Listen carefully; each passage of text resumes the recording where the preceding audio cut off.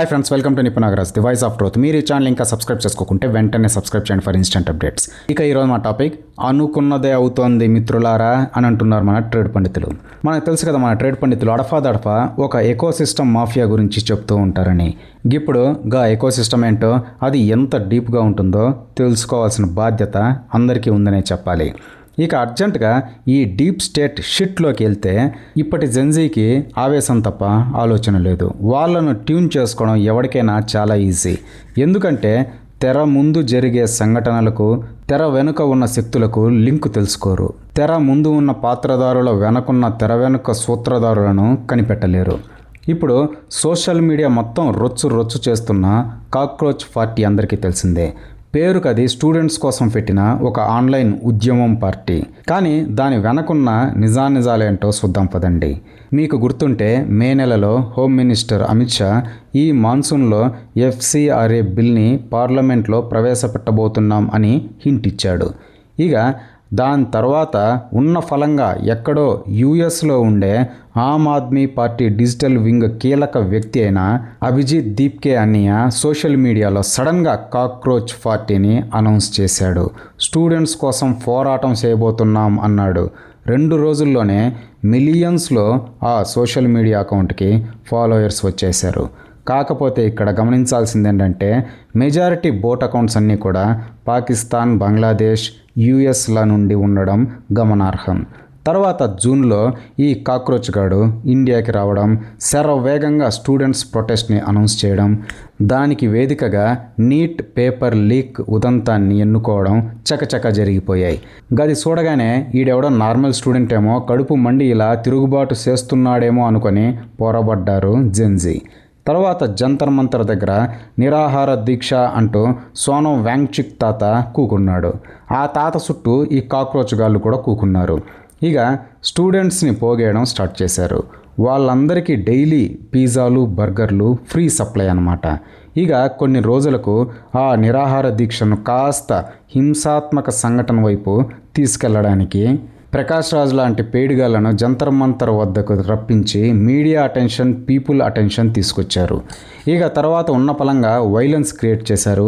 Parliament ముట్టడికి యత్నించారు. Modi government సడన్గా తన మంత్రి చేత రాజీనామా చేయించి పరిస్థితి పైన నీళ్లు చల్లి మొత్తం సిచ్యుయేషన్ని కంట్రోల్లోకి తెచ్చుకుంది.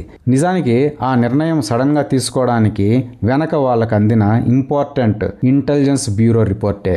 అందులోని సారాంశం ఏంటంటే ఈ ప్రొటెస్ట్లో భాగంగా 3-4 స్టూడెంట్స్కి గుర్తు తెలియని వ్యక్తులు నిప్పు పెట్టి ఆత్మాహుతిగా క్రియేట్ చేసి సిచ్యుయేషన్ని out of the hands escalate చేయబోతున్నారు అని. అందుకే అంతవరకు మౌనంగా ఉన్న మోడీ గవర్నమెంట్ ఉన్న పలంగా సిచ్యుయేషన్ మీద కంట్రోల్ తీసుకురావడానికి మంత్రి చేత రాజీనామా చేయించింది.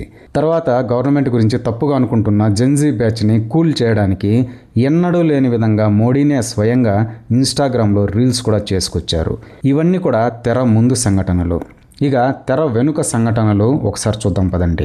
మాన్సూన్ సెషన్స్లో ఎఫ్సిఆర్ఏ బిల్ అని అమిత్ షా హింట్ ఇచ్చిన తర్వాతే కాక్రోచ్ పార్టీ అనేది పుట్టుకొచ్చింది.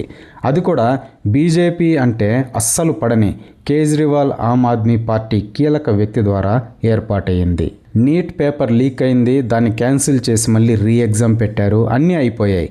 కానీ పార్లమెంట్కి అతి దగ్గరగా ఉన్న జంతర్ మంతర్ దగ్గర ప్రొటెస్ట్కి దిగారు. మెల్లగా నేపాల్ తరహాలో పార్లమెంట్ ముట్టడికి కూడా యత్నించి భారీ వైలెన్స్ చేశారు. ఇప్పుడు అది సద్దుమణిగింది. ఈ కాక్రోచ్ అభిజిత్ దీప్కే అన్నయ్యగాడు స్టూడెంట్స్ కోసమే పుట్టినట్టు ఓవర్ యాక్షన్ చేశాడు కదా. మరి జార్ఖండ్లో 10 రోజులుగా వేల మంది విద్యార్థులు అక్కడి కాంగ్రెస్ కోయలేషన్ గవర్నమెంట్కి అగెనెస్ట్గా ప్రొటెస్ట్ చేస్తుంటే ఎందుకు వెళ్ళి సపోర్ట్ చేయట్లేదు? జంతర్ మంతర్ మీద ఉన్న ఫోకస్, ఆ లెవెల్ ఆఫ్ ఫండింగ్ ఈ జార్ఖండ్ ప్రొటెస్ట్కి ఎందుకు లేదు? ఈరోజు USA Republican Congress man Indian పార్లమెంట్లో పెట్టబోయే ఎఫ్సిఆర్ఏ బిల్ గురించి ఎందుకు గుడ్డలు చించుకుంటున్నాడు? ఒక్కసారి ఈ డాట్స్ అన్నీ కూడా కనెక్ట్ చేసి చూద్దాం. నిజానికి కాక్రోచ్ గాళ్ళు నీట్ స్టూడెంట్స్ కోసం చేసిన ప్రొటెస్ట్ ఎంత మాత్రమూ కాదది. అది ఎఫ్సిఆర్ఏ బిల్ని ఆపడానికి చేసిన ప్రొటెస్ట్. నేపాల్ తరహాలో పార్లమెంట్ని స్టూడెంట్స్ చేత ముట్టడి చేసేలా చేసి ఆ మాటున సంఘ విద్రోహులు ఎంటర్ అయ్యి భారీ వైలెన్స్ చేసి ఇంటర్నేషనల్ మీడియా అటెన్షన్ తీసుకొస్తే ప్రభుత్వం రద్దవుతుంది, పార్లమెంట్ ఆగిపోతుంది, ఎఫ్సిఆర్ఏ బిల్ టేబుల్ మీదకు రాదు అనేది యాక్చువల్ ప్లాన్. కానీ మోడీ గవర్నమెంట్ పసిగట్టి నీళ్లు చల్లింది. జెన్జీకి అవన్నీ చెప్పినా అర్థం కాదు కాబట్టి హాయ్ ఫ్రెండ్స్ అంటూ ఏవో రీల్స్ చేశాడు మోడీజీ. ఇంతకీ ఈ ఎఫ్సిఆర్ఏ అంటే ఏంటి, ఎందుకు దీన్ని ఆపడానికి ఇన్ని శక్తులు పనిచేస్తున్నాయి అంటారా? చూద్దాం పదండి. ఎఫ్సిఆర్ఏ అంటే foreign contributions regulation amendment bill.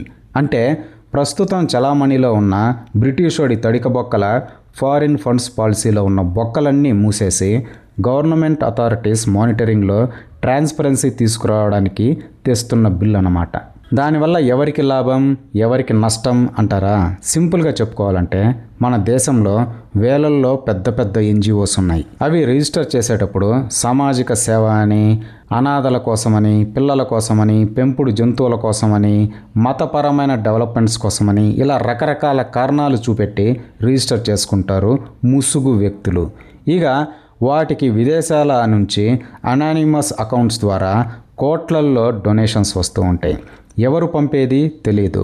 ఆ ఫండ్స్ని నిజంగా వాళ్ళు చెప్పిన కారణాలకే వాడుతున్నారా అనే దాని మీద ట్రాకింగ్ ఉండదు. ఎందుకంటే ఇప్పుడున్న ఫారిన్ ఫండ్స్ పాలసీ అలాంటిది.